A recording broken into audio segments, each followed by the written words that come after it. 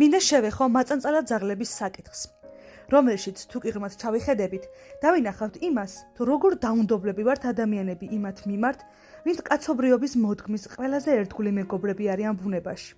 ალბათ გასაკვირი არც არის მათი ბედით, რომ არ ინტერესდება საზოგადოება, რადგან არ იციან თუ რა იმალება იმის უკან, რაც მხოლოდ ფასადურად ჩანს.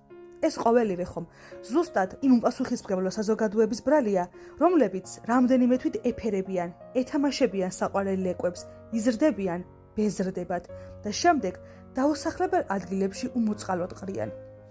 ფაქტია, როდესაც ადამიანებს თავიანთი ყოფა გასჭირვებიათ, ვერ დავავალდებულებთ იმას, რომ ყველა მაწანწალა ძაღლი სახლში წაიყვანონ, მაგრამ უნდა გვახსოვდეს, რომ ეს ყველაფერი მათზე სასტიკად მომპყრობის უფლებას არ გვაძლევს. სწორედ ამიტომ აუცილებელი არის შეიქმნას ისეთი დაწესებულებები, სადაც ისინი დაცულები იქნებიან.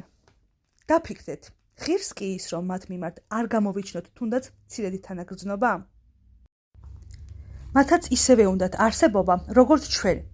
აქვე მინდა გავიხსენო ერთი ბრძნული გამონათქვამი. ძაღლმა, რომ ენა ამოიდგას, ადამიანი უკანასკნელ მეგობარსაც დაჰკარგავდა, ამიტომ მუდამ გვახსოვდეს, რომ ისინი ჩვენი მიუსაფარი მეგობრები არიან.